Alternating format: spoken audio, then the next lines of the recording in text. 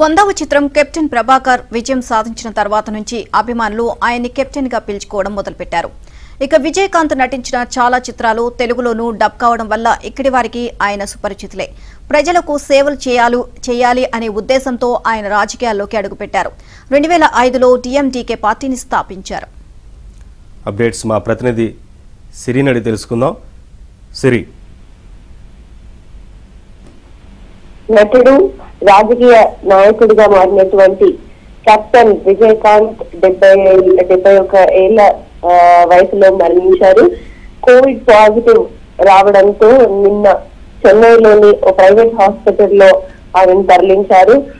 అవసరమైనటువంటి టెస్టులన్నీ చేసిన తర్వాత వెంటిలేటెడ్ సపోర్ట్ అవసరమంటూ కూడా డాక్టర్ సూచించడంతో నిన్నటి నుంచి కూడా వెంటిలేటర్ సపోర్ట్ పై ఉన్నారు.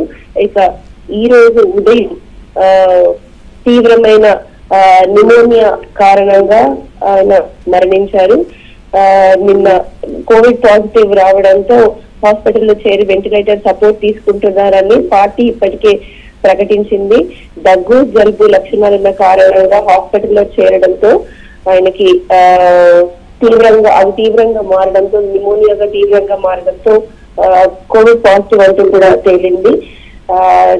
రీసెంట్ గానే గత ఒక 2 వారాల క్రితం జనరల్ కౌన్సిల్ సమావేశంలో ఆయన పాల్గొన్నారు. ఆయన భార్య సతీమణి ప్రేమలత విజయకాంత్ ని వారు కొత్త ప్రధాన కార్యదర్శిగా కూడా నియమించారు. గతంలో ఆమె కోశాధికారిగా మరణించారు. అయితే కోశాధికారిగా పనిచేశారు.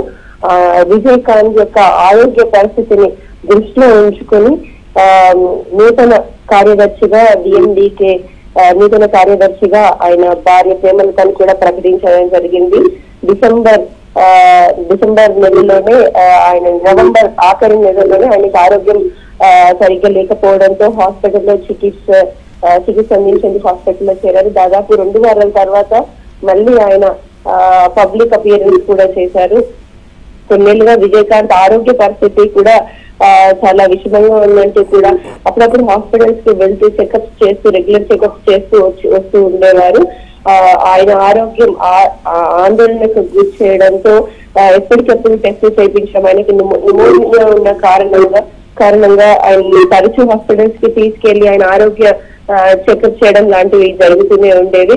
అయితే ఈ మధ్య కాలంలో ఆయన రాజకీయ కార్యకలాపాలపై కూడా ఆయన ఆరోగ్యం ప్రభావం చూపుతుందని కూడా చెప్పాలి. ఆయన క్రమం తప్పకుండా ఆరోగ్య పరిస్థితులు చేయించడం, ఇంట్లో విశ్రాంతి తీసుకున్నప్పటికీ ఇటీవల ఆరోగ్య సమస్యల కారణంగా చెన్నైలో ప్రైవేట్ హాస్పిటల్లో చేరాల్సి వచ్చింది. 71 సంవత్సరాల విజయకాంత్ ఈ రోజు ఉదయం మరణించారని చెప్పారు. ఇప్పటికే హాస్పిటల్ వద్ద చాలా మంది ఫ్యాన్స్, కార్యకర్తలు అందరూ కూడా భారీ సంఖ్యలో అక్కడికి చేరుకొని తమ అభిమాన నటుని చూడాలి అంటూ కూడా అక్కడ ఎంతో వేచి ఉన్నారు. తెలుగులో, కన్నడలో, మలయాళంలో కూడా ఆయన సినిమాలు చాలా డబ్బింగ్ అయ్యి వచ్చేటివి. ప్రస్తుతమైన ఆరోగ్య పరిస్థితి ఈవినింగ్ నుండి కూడా కాస్త విషమంగా ఉండటంతో ఆయనకి వెంటిలేటర్ సపోర్ట్ ఇవ్వడం జరిగింది. జలుబు, జ్వరం, నిరంతరంగా దగ్గుతో పోరాడుతుండేవారు అని కూడా మనకి ఇంతకు ముందు హాస్పిటల్ వారు రిలీజ్ చేసినటువంటి రిపోర్ట్స్ లో మనకి తెలిసేవి. అతనికి ముఖ్యంగా శ్వాస తీసుకోవడంలో ఇబ్బందులు ఉండేవంటూ కూడా కృత్రిమ శ్వాసక్రియతో అడపాదడప ఆయనకి సహాయాన్ని కూడా అందించేవారు. ఈ నేపథ్యంలోనే ఈ రోజు ఉదయం ఆయన మృతి చెందారు. ఆయన అభిమానులు, వాలంటీర్లు అందరూ కూడా ఆయన హాస్పిటల్ వచ్చిన ప్రతిసారి ఆయనకు మద్దతు ప్రకటించడం లేదా ప్రార్థనలు చేయడం ఇలాంటివన్నీ కూడా చేసేవారు. ఆయన సురక్షితంగా ఇంటికి రావాలంటూ కూడా ఆశించేవారు. రాజకీయాల్లోకి అడుగు పెట్టక ముందు చిత్రసీమలో మంచి కెరియర్ ను ప్రారంభించాడు. ఇప్పుడు ఒక మంచి రాజకీయ వ్యక్తిగా ఆయన పరివర్తన చెందారు. తమిళనాడు శాసనసభలో డిఎండీకి దాని చైర్మన్ స్థాపించారు. 2011లో అండ్ 2011లో దాదాపు 26 సీట్లు కూడా సాధించింది డిఎండీకే పార్టీ. అన్నా డిఎంకేతో పెట్టుకొని 2011 లో మంచి ప్రతిభ కూడా చూపించింది. తమిళనాడులో శాసనసభలో ప్రతిపక్ష నేతగా కూడా పనిచేశారు. ఇక విరుదాచలం మరియు రిషివండియం నియోజకవర్గాలలో ఆయన ప్రాతినిధ్యం వహిస్తూ 2 సార్లు కూడా శాసనసభ సభ్యునిగా కూడా ఆయన కొనసాగించారు. ఇక ఈ మధ్య కాలంలో ఆయనకి ఆరోగ్య పరిస్థితి నిలకడగా లేకపోవడంతో ఆయన భార్య రాజకీయ కోశాధికారిగా పార్టీ కోశాధికారి నుంచి జనరల్ సెక్రటరీగా ఆమె ప్రమాణ స్వీకారం చేయడం జరిగింది గత 2 వారాలు, జస్ట్ 2 వీక్స్ బ్యాక్.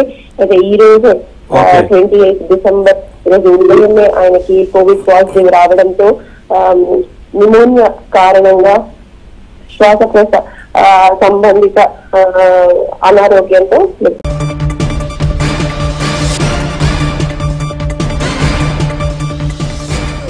శ్వాస విడిచారు.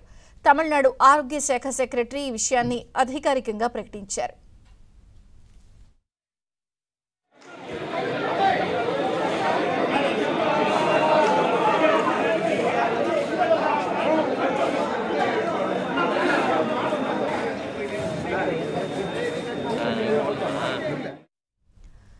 విజయకాంత్ అసలు పేరు నారాయణ్.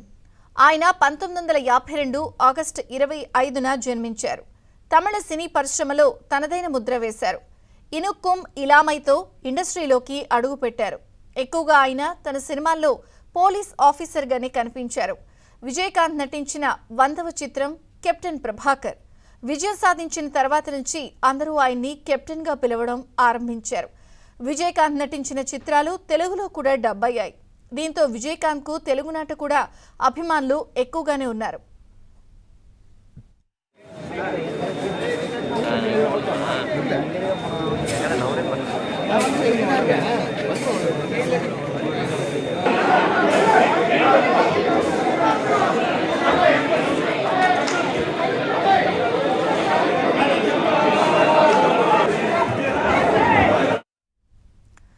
విజయకాంత్ రాజకీయాల దిశగాను తన ప్రస్థానం సాగించారు. 2005 సెప్టెంబర్ 14న డిఎండికే పార్టీని విజయకాంత్ స్థాపించారు. 2006లో తొలిసారిగా ఎమ్మెల్యేగా విజయం సాధించారు. 2011లో ప్రతిపక్ష నేతగా ఉన్నారు.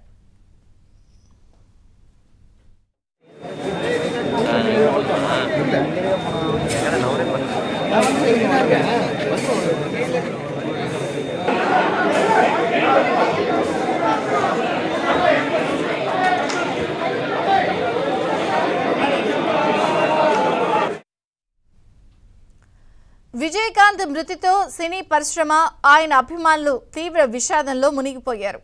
మియాట్ ఆసుపత్రికి కుటుంబ సభ్యులు, బంధువులు చేరుకుంటున్నారు. ఆసుపత్రి వద్ద పోలీసులు భారీగా మోహరించారు.